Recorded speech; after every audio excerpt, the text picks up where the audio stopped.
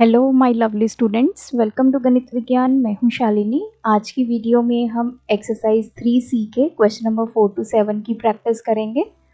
Notes के लिए हमारी वेबसाइट ganitvigyaan.in पे विजिट कीजिए, लिंक आपको डिस्क्रिप्शन बॉक्स में मिलेगा।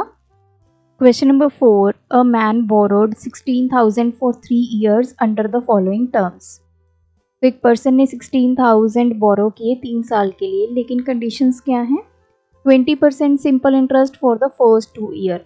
जो उसने ये पैसे लिए हैं उस पे जो इंटरेस्ट लग रहा है पहले 2 साल में वो लग रहा है simple interest at the rate 20%। Then 20% compound interest for the remaining 1 year. जो 1 साल बच गया उस पे क्या लगा? Compound interest on the amount due after 2 years. मतलब 2 साल के बाद जितनी अमाउंट बनेगी सिंपल इंटरेस्ट से ऐड होके प्रिंसिपल वैल्यू में जो अमाउंट बन जाएगी 2 साल के बाद उस पे लगेगा कंपाउंड इंटरेस्ट 1 साल का। The interest being compounded half yearly. तो वो इंटरेस्ट जो कंपाउंड इंटरेस्ट लगेगा वो किस बेसिस पे लगेगा? हाफ ईयरली बेसिस पे, मतलब 1 साल में 2 बार लगने वाला है। Find the total amount to be paid at the end of 3 years. 3 साल के बाद कितनी अमाउंट उसको देनी पड़ेगी वो हमने कैलकुलेट करनी है। अब देखिए, पहला सिनेरियो उसने बोला है कि हमारे पास प्रिंसिपल वैल्यू है 16,000, टाइम है 2 साल। 2 साल के लिए क्या लगेगा? Simple interest. रेट कितना है? 20%। तो यहाँ पे लगेगा सिंपल इंटरेस्ट। तो सिंपल इंटरेस्ट कैलकुलेट कर लेते हैं, P into R into T upon 100।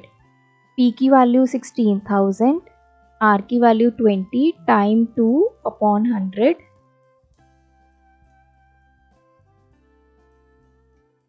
So ये हो जाएगा हमारे पास 6400। अब ये तो आ गया हमारा सिंपल इंटरेस्ट। अब हमने निकालना है अमाउंट। अमाउंट किसके इक्वल होता है? प्रिंसिपल प्लस सिंपल इंटरेस्ट, क्योंकि इसी अमाउंट पे हमारा नेक्स्ट जो कंपाउंड इंटरेस्ट है वो कैलकुलेट होगा।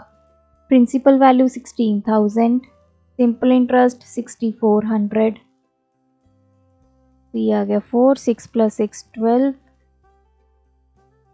तो 22,400 रुपीज़ हमारी अमाउंट बन गई 2 साल के बाद। अब आते हैं सेकंड सिनेरियो पे। अब इसने बोला है जो बाकी का 1 साल बच गया, मतलब टाइम कितना है? 1 साल है। रेट ऑफ इंटरेस्ट कितना है? 20% है। और प्रिंसिपल वैल्यू क्या है? जो पहले 2 साल की अमाउंट है 22400। लेकिन इसमें कंडीशन क्या है कि ये जो इंटरेस्ट लगेगा ये कंपाउंडेड हाफ ईयरली है, 1 साल में 2 बार। अब देखिए, हमें आर की वैल्यू और हमें एन की वैल्यू देखनी होगी।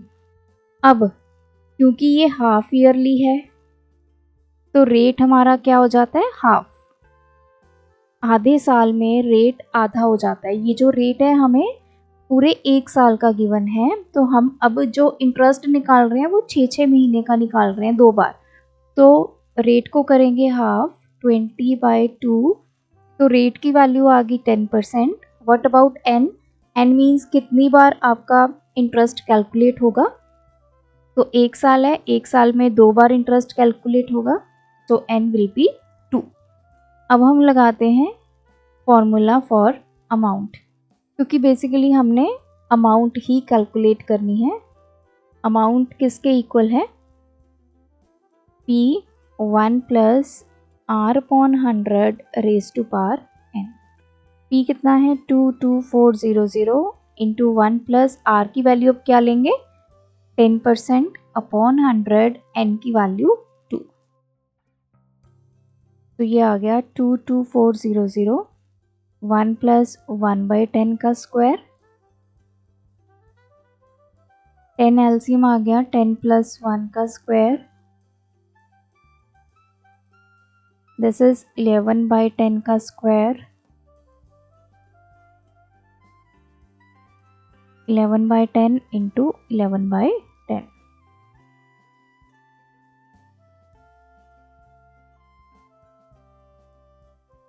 तो ये आ गया 27,104 rupees. This is the amount जो उसने 3 साल के बाद पे करनी है।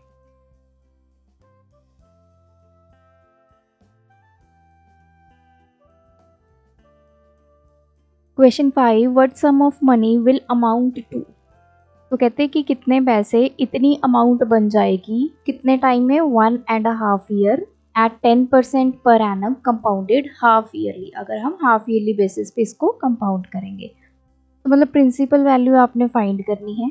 अमाउंट आपको गिवन है 27783 रुपीज़। टाइम हमें गिवन है 1.5 ईयर। रेट ऑफ इंटरेस्ट 10%, लेकिन कंडीशन क्या है, हाफ ईयरली। अब हाफ ईयरली में क्या होता है, हमें रेट और एन की वैल्यू फाइंड करनी होती है।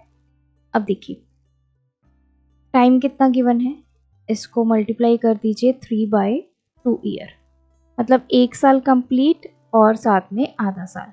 अगर ये हाफ ईयरली कंपाउंड हो रहा है हमारा इंटरेस्ट, तो 1 साल में 2 बार इंटरेस्ट कैलकुलेट होगा और इस आधे साल में 1 बार, तो टोटल 3 बार इंटरेस्ट कैलकुलेट होगा। या फिर मैंने आपको क्या बताया था, जो आपको टाइम की वैल्यू गिवन है उसको आप 2 से मल्टीप्लाई कर दो, you will get the value for n।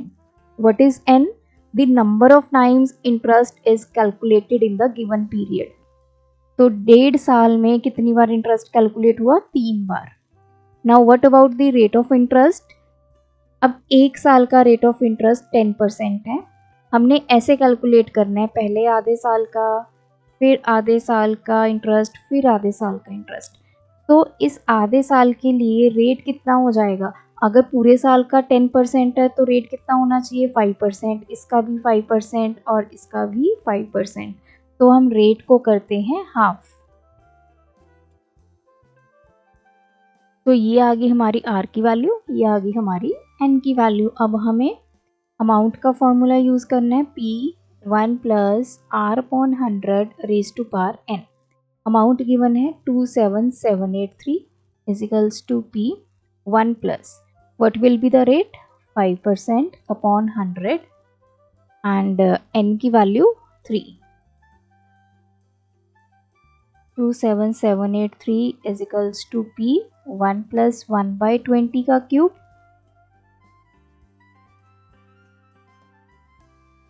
20 LCM आ गया, 20 प्लस 1 का क्यूब, दिस इज 21/20 का क्यूब, सॉरी ये क्यूब है। 27783 इजिकल्स टू P, तो 21 का क्यूब निकाल लेते हैं, दैट इज 9261 अपॉन 8000।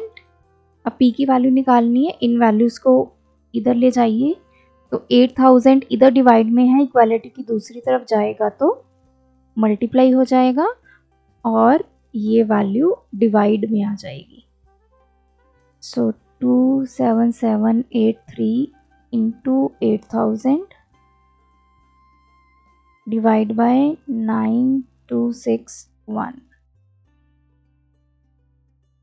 तो P की वैल्यू आ गई 24,000 rupees.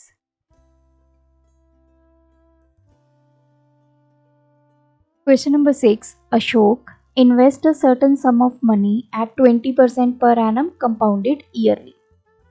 Geeta invest an equal amount of money at the same rate of interest per annum compounded half yearly. तो 2 पर्सन्स की बात हो रही है। अशोक ने कुछ पैसे इन्वेस्ट किए, हमें सम ऑफ मनी नहीं पता, प्रिंसिपल वैल्यू नहीं पता, तो जो जो गिवन है पहले हम वो लिख लेते हैं। तो अशोक ने कुछ प्रिंसिपल वैल्यू कितने रेट ऑफ इंटरेस्ट पे लगाई, 20% पे, जो कि कंपाउंडेड ईयरली है, तो यहाँ पे ये भी लिख लेते हैं। वहीं दूसरी तरफ गीता, जिसने सेम जो प्रिंसिपल वैल्यू है उसको सेम रेट ऑफ इंटरेस्ट पे, मतलब रेट ऑफ इंटरेस्ट भी यहाँ 20% है, लेकिन जो इंटरेस्ट कैलकुलेट होगा वो होगा हाफ ईयरली। अब इसने क्या बोला है, if Geeta gets 33 rupees more than Ashok, Geeta को 33 रुपीज़ ज़्यादा मिले हैं इन 18 मंथ्स, मतलब अब हमें टाइम भी पता चल गया टोटल, इसका भी 18 मंथ्स है और इसका भी 18 months. Calculate the money invested by each, मतलब हमने ये प्रिंसिपल वैल्यू जो है वो फाइंड करनी है। तो पहले यहाँ पे आ जाते हैं। टाइम हमें गिवन है 18 मंथ्स। 18 मंथ्स मतलब 1 year complete plus half year. तो ये 18 मंथ्स बन गए ना, इसके 12 मंथ बन गए और इसके 6 मंथ बन गए, ऐड करके 18 बन गया। अब इस पहले एक साल का हमें रेट पता होना चाहिए और एन की वैल्यू पता होनी चाहिए। अब देखिए ये कंप्लीट 1 ईयर है, तो पूरे साल में जो रेट है वो कितना है 20%, मतलब रेट की वैल्यू रहेगी 20%। What about the value for n, कितनी बार इंटरेस्ट कैलकुलेट हुआ इस एक साल में, क्योंकि ये ईयरली है तो एक साल में एक ही बार इंटरेस्ट कैलकुलेट हुआ। सो एन की वैल्यू कितनी हो गई 1। अब ये जो बचा आधा साल है, इस आधे साल में रेट क्या हो जाएगा, हाफ हो जाएगा। ऐसा तो नहीं है ना कि पूरे साल का रेट ऑफ इंटरेस्ट 20% है, आपने सिर्फ आधे साल का इंटरेस्ट कैलकुलेट करना है, तो आपने रेट आधा करके ही इंटरेस्ट कैलकुलेट करना है। तो ये आ गया 10%। What about the value for n, मतलब कितनी बार इंटरेस्ट कैलकुलेट होगा। अब आधे साल में एक ही बार इंटरेस्ट कैलकुलेट होगा ना, इससे ज़्यादा तो नहीं होगा। सो अब हम आते हैं अमाउंट के फॉर्मूला पे P, क्योंकि रेट अलग अलग है, हमें फॉर्मूला क्या यूज़ करना पड़ेगा, R1/100 raise to power n into R2/100 raise to power n। तो वैल्यू पुट कर देते हैं।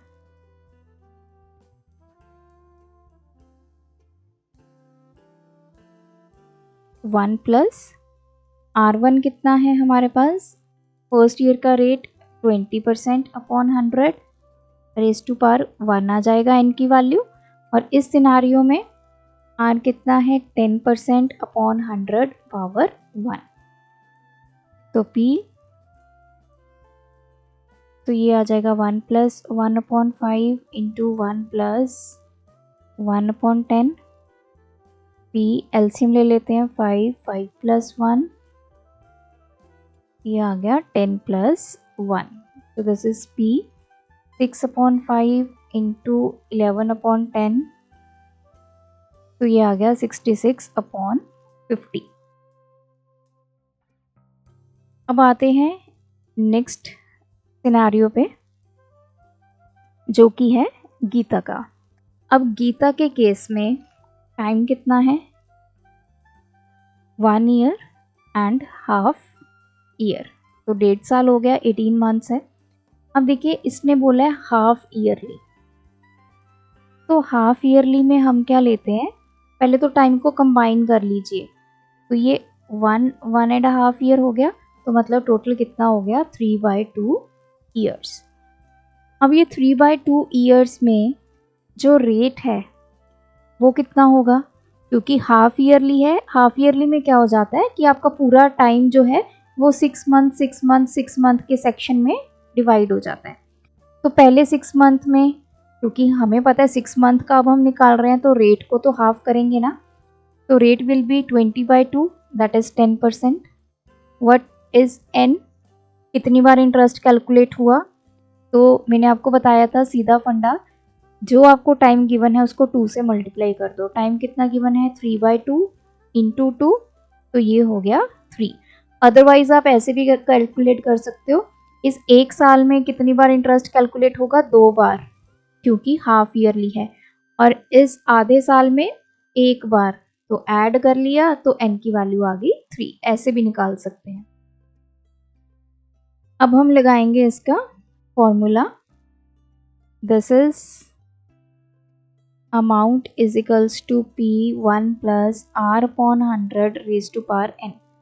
अब इसमें एक बार मैंने क्यों लिखा है, क्योंकि जो पूरा टाइम है वो 3 सेक्शंस में डिवाइड हो गया और सब में रेट भी सेम है, और n की वैल्यू हमारे पास 3 है। P की वैल्यू P रहेगी 1 प्लस रेट कितना है 10%/100 रेज़ टू पावर 3। तो दिस इज P 1 + 1/10 की पावर 3 तो 10 एलसीएम आ गया, 10 प्लस 1 की पावर 3, ये हो जाएगा 11/10 की पावर 3। इसको सॉल्व कर लेते हैं। 11 का क्यूब 1331 अपॉन ये आ गया 1000। अब देखिए ये आ गई गीता की अमाउंट जो उसको मिलेगी, और ये आ गई हमारे पास अमाउंट ऑफ अशोक। अब क्वेश्चन में हमें क्या बोला था कि जो गीता है उसको 33 रुपीज़ ज़्यादा मिलेंगे। मतलब अगर मैं गीता की अमाउंट से अशोक की अमाउंट माइनस कर देती हूँ, I will get 33 rupees. Geeta की अमाउंट ज़्यादा है ना, तो वैल्यूज पुट करते हैं। गीता की अमाउंट कितनी है, P 1331 अपॉन 1000 माइनस अशोक की amount P 66 upon 50 is equals to 33। Now we will take LCM. 1000 LCM आ गया तो ये आ गया 1331P माइनस, इसको डिवाइड किया, हमारे पास आ गया 20 को इससे मल्टीप्लाई किया, दैट इज 1320। इतना आ गया। 1331 में से 1320 सब्ट्रैक्ट किए, 11P upon 1000 is equals to 33। तो यहाँ पे सॉल्व कर देती हूँ मैं इसको। 11P is equals to 33 into 1000 और P की वैल्यू 33 अपॉन में ये आ गया। सो P कितना आ गया हमारे पास, 3000 रुपीज।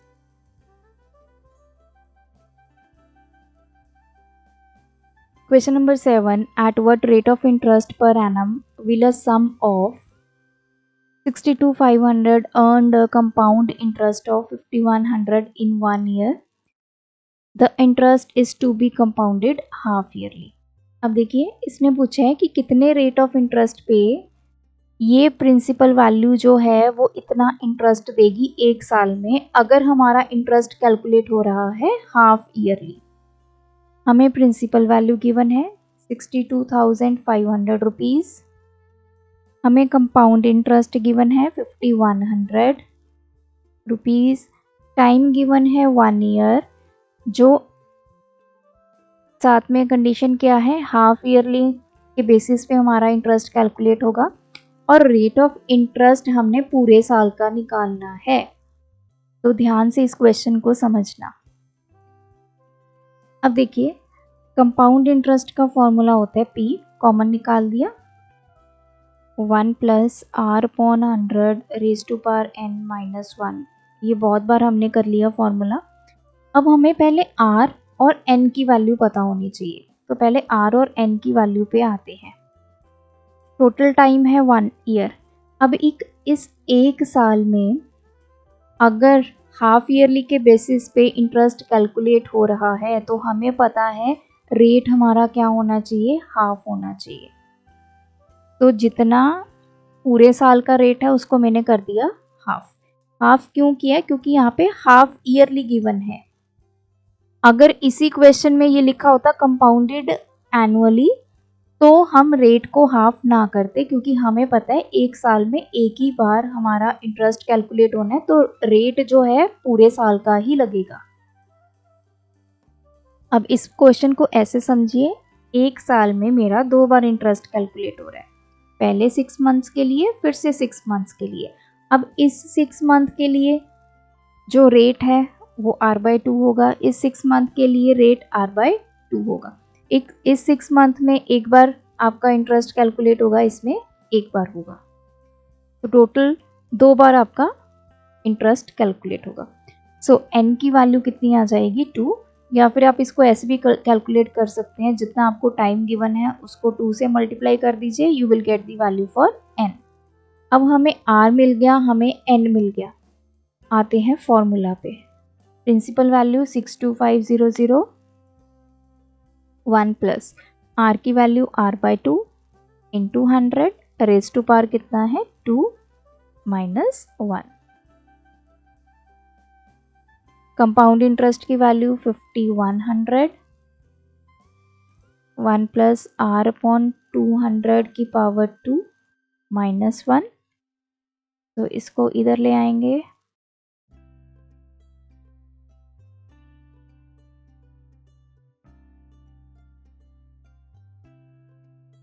तो ये कैंसिल। यहाँ बचा 51/625 equals to 1 plus R upon 200 का स्क्वायर माइनस 1। अब देखिए इस माइनस 1 को मैं उधर ले जा सकती हूँ, 51/625 इधर जाके वो क्या हो जाएगा, +1 हो जाएगा, क्योंकि इक्वालिटी की दूसरी तरफ जाएगा तो +1 equals to 1 plus R upon 200 का स्क्वायर।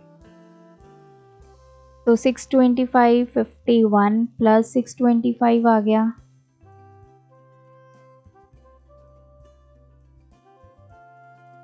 तो 625 ऐड कर लेंगे इसको, ये आ गया हमारे पास 676 1 प्लस आर अपॉन 200 का स्क्वायर। अब मुझे आर की वैल्यू कैलकुलेट करनी है, इधर स्क्वायर है, स्क्वायर को ख़त्म करना है, तो I will take square root. ये आ गया 676/625, इधर भी स्क्वायर रूट और इधर भी स्क्वायर रूट। तो 676 का अगर रूट करेंगे कितना होता है, 26, 625 का 25। इधर क्या बच गया, 1 प्लस आर अपॉन 200। इस 1 को फिर से इधर लेके जाएंगे तो सब्ट्रैक्ट हो गया, तो यहाँ सॉल्व कर लेते हैं। तो 25 मैंने एलसीएम ले लिया, ये आ गया 26 minus 25 equals to R upon 200, 1 upon 25 equals to R upon 200। तो r की वैल्यू कितनी आ गई, 200 अपॉन 25।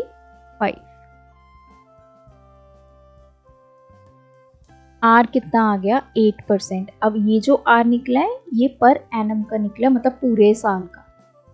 तो हमेशा याद रखना है, जब भी आपके पास वर्ड हाफ ईयरली आ जाए उस क्वेश्चन में आपने रेट और n की वैल्यू को ज़रूर फाइंड करना है। जैसे बहुत सारे बच्चों की यही गलती होती है कि वो स्टार्टिंग में रेट को हाफ नहीं करते हैं। हाफ क्यों किया है, क्योंकि वो हाफ ईयरली के बेसिस पे कंपाउंड हो रहा है आपका इंटरेस्ट, तो एक साल में 2 बार इंटरेस्ट कैलकुलेट हो रहा है। तो ये 6 महीने में इंटरेस्ट कैलकुलेट हो रहा है, उसमें रेट हाफ हो जाएगा, पूरे साल का कभी भी नहीं लगता है। आधे साल का रेट मतलब पूरे साल का जितना रेट ऑफ इंटरेस्ट है उसका हाफ करके लगेगा।